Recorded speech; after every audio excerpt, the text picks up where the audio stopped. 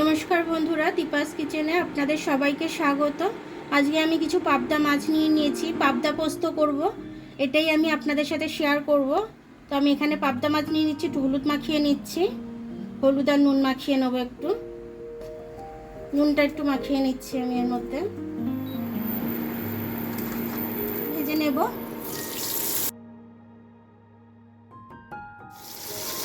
এখানে আমি কাঁচা লঙ্কা নিয়ে নিয়েছি কিছু পাবদার জন্য, পোস্তর সাথে বেটে নেবো আমি।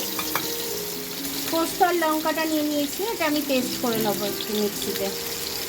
মাছগুলো এবার আমি উল্টে দেব। ঝালের মাছ খুব বেশি কড়া করে ভাজবো না, তো ভাজা হয়ে গেছে, আমি তুলে নিচ্ছি মাছগুলো এক এক করে।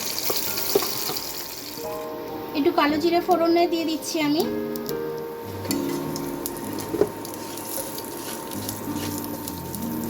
একটু ভেজে নেব কালো জিরেটা, মাছে খুব সুন্দর গন্ধ আসবে তাহলে। একটা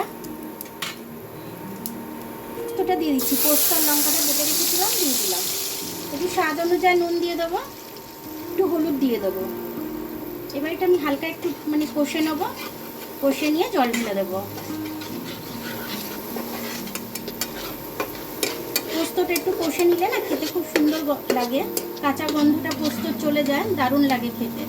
আপনারা অবশ্যই এরকমভাবে একদিন করে খাবেন, খেয়ে আমাকে কমেন্টস করে জানাবেন যে আপনাদের কেমন লাগলো এরকম পাবদা পোস্ত। জল দিয়ে দিচ্ছি, পোস্তটা কষা হয়ে গেছে আমার।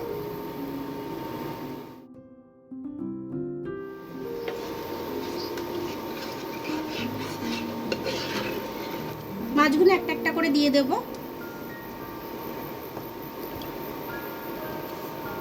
সব মাছগুলোই এইভাবে আমি দিয়ে দেবো। একটু কাঁচা লঙ্কা দিয়ে দিলাম, চিড়ে দিয়েছি লঙ্কাগুলো।